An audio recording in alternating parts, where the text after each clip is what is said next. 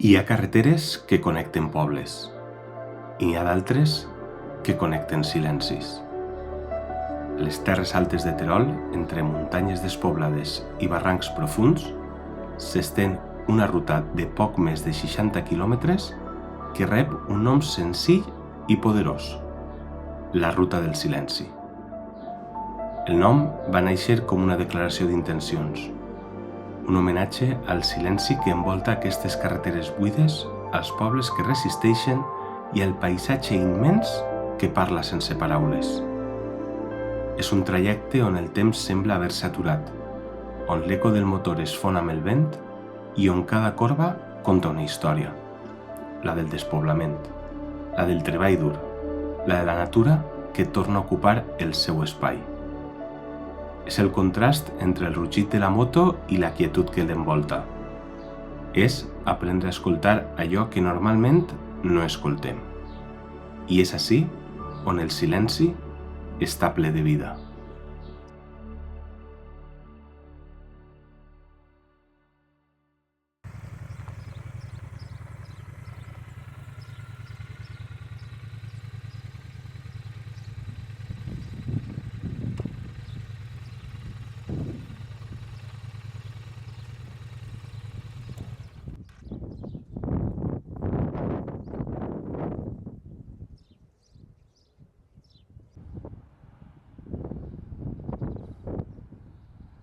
Ja estem així. Feia temps que tenia ganes de refer aquesta ruta que vam fer fa 4 anys, però no fer-la, diguem, de qualsevol forma, no? Vos diré. Fa uns anys, això és una història dins de la història, diguem. Fa uns anys vam comprar una furgoneta i la vam camperitzar i vam preparar un viatge a Dinamarca, 8.000 quilòmetres, 9.000 quilòmetres, entre anar i tornar. I després d'estar preparant el viatge més de 5 mesos i preparar la furgo durant quasi un any, el dia que eixíem se'ns va trencar el motor. Coses que passen. Aleshores, vam haver de ficar un motor nou, una pasta, se podeu imaginar, i amb el motor nou vam partir cap allà. Què va suposar això? Que en un motor nou doncs haguem d'anar fent un poc de rodatge, el cas és que anarem a 90. I tardarem com quasi una setmana en arribar allí. I la veritat és que va ser tota una experiència, no? Per el fet vaig a llevar un pelet que n'hi ha així. Ja està. Va ser tota una experiència per la forma de viatjar lent, per dir-ho d'alguna forma.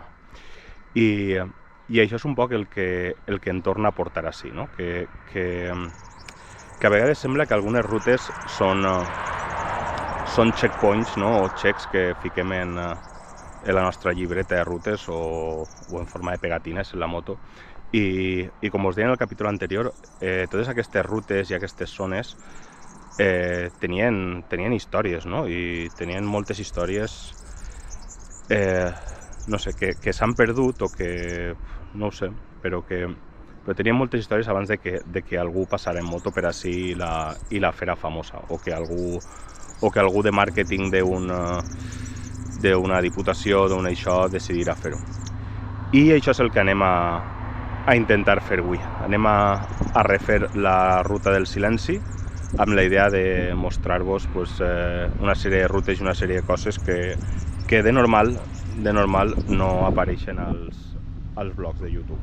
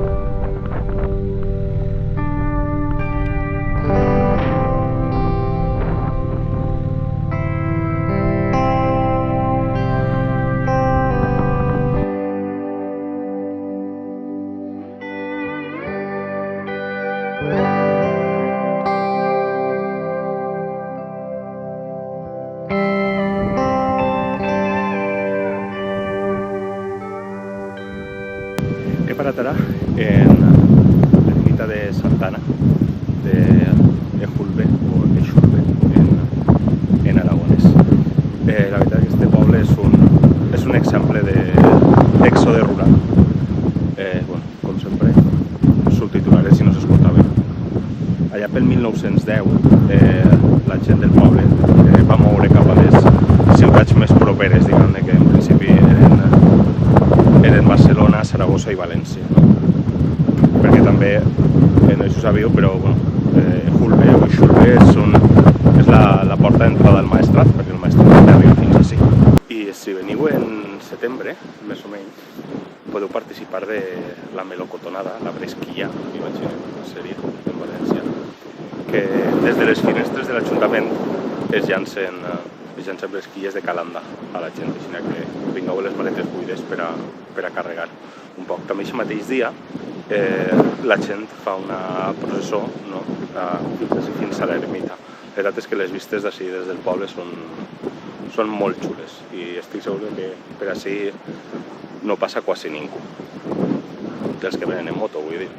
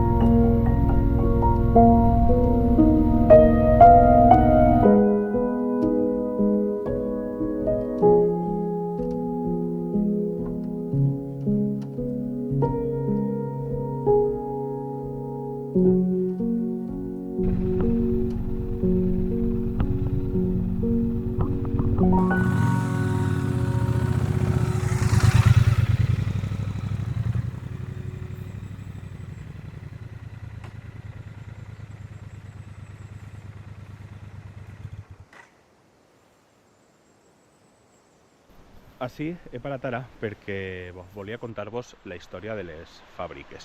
I és que així a la voreta del riu Pitarque es va instal·lar la primera fàbrica de paper d'Aragó i la primera, que va ser també la primera fàbrica de paper continu de tota Espanya.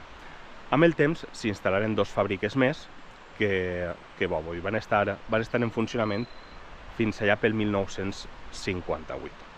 Si vos pregunteu on estan, si mireu el Google Maps podeu veure el que va ser la fàbrica de dalt, que és la piscifactoria, el que va ser la fàbrica del mig, que és ara l'hostal de les Truches, si no recorde mal, crec que ara passarem, i aquesta que és la fàbrica de baix i que està a l'inici, se pot baixar de fet a l'inici de les corbes de 180 graus. És relativament fàcil baixar, he baixat jo, aleshores tots els que porteu una trail ho teniu fet.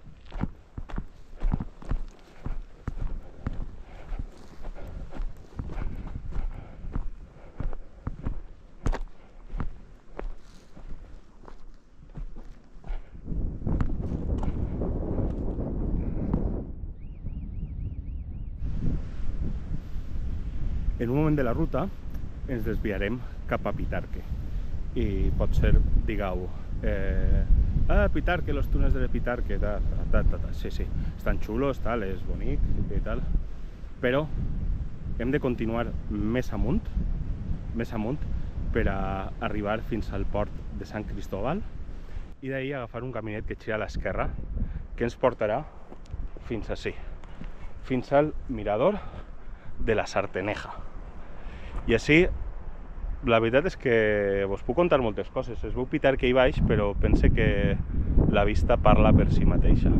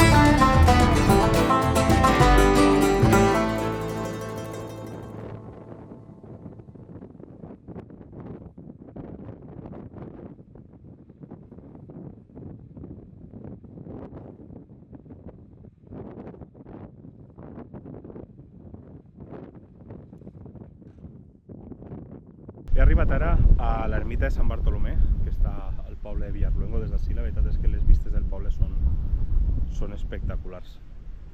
És un poble que bueno, en el seu moment ja n'hi ha escrits en els que el poble apareix allà pel 1176, en temps de Reconquesta, i que és un poble també que ha estat dominat i governat per diverses ordres militars fins allà, crec que va ser fins quasi inici del segle XIX. També conta la llegenda dos coses, que bueno, pintaven de blau les seues cases per tal d'espantar les bruixes, i diuen, no sé si serà cert, però que va ser el primer poble de la província de Terol en tindre llum elèctrica. Però bueno, ara d'ací se n'anem a... Mare meva, espero no haver-vos de subtitular tot el puto vídeo, però bueno. Se n'anem a una part que pense que és molt xula, que són els estrets de Caera de Benítez, i bueno, anirem si no s'envolem antes, clar.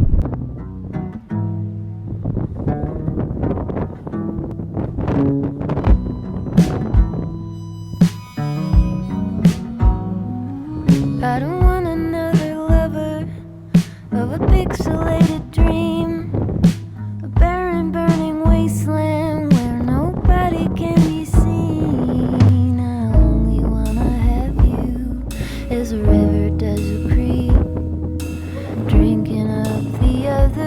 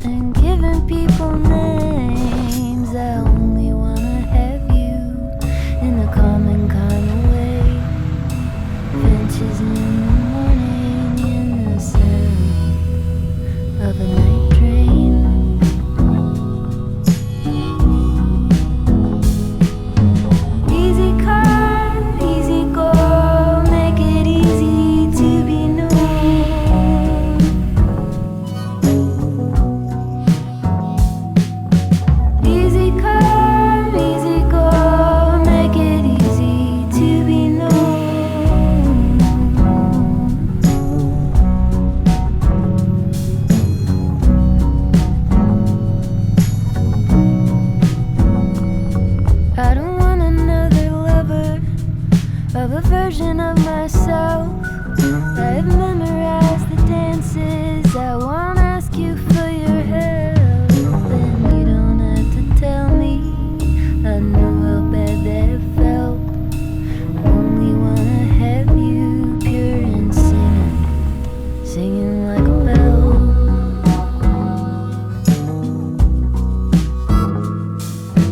Easy come, easy go, make it easy to be known.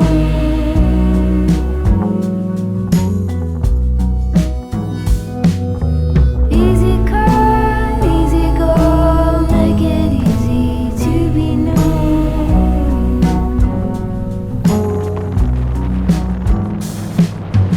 Easy come, easy go, make it easy to be known.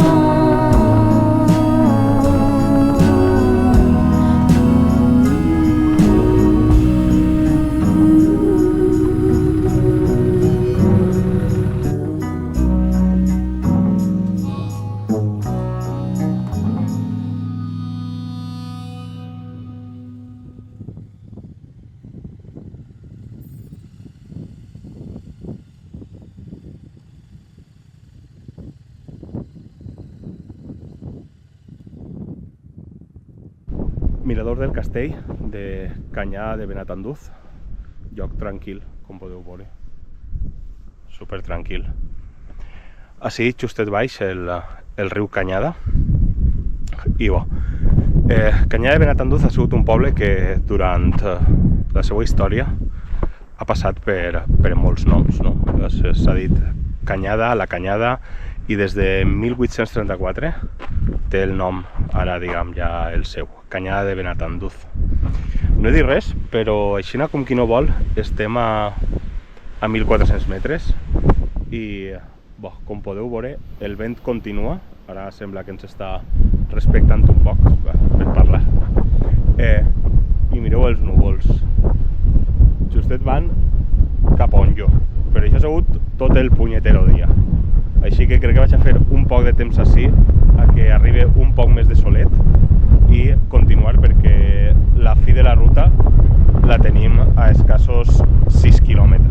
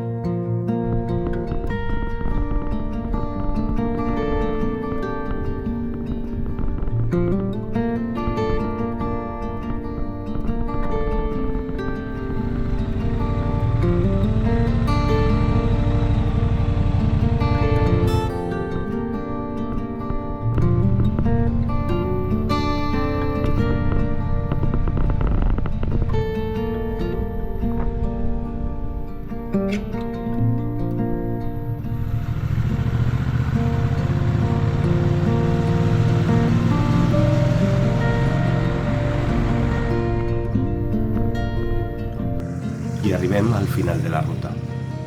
Una ruta que no només són revolts, asfalts i paisatges bonics. També són històries que encara queden atrapades entre pedres, places buides i finestres tancades. La ruta del silenci impressiona pel silenci, però sobretot pel que conta. Pobles que un dia van estar plens de vida, de gent, d'oficis i de memòria. Llocs que avui resisteixen com poden, mentre el temps i l'abandó avancen lentament. Quan viatgem en moto, de vegades busquem carreteres espectaculars, però crec que les rutes que de veritat deixen empremta són les que ens obliguen a mirar més enllà del casc, les que ens recorden que darrere de cada corba hi ha una història, una cultura i una manera de viure que no hauríem de deixar perdre. Perquè cuidar la ruralitat no és sols conservar paisatges, és donar valor a la gent que encara hi viu, a la memòria dels que van viure i els camins que ens connecten amb tot això. I potser, eixe és el verdader sentit de viatjar, no sols travessar llocs, sinó entendre'ls. Gràcies per acompanyar-me en esta ruta. Ens veiem a la pròxima.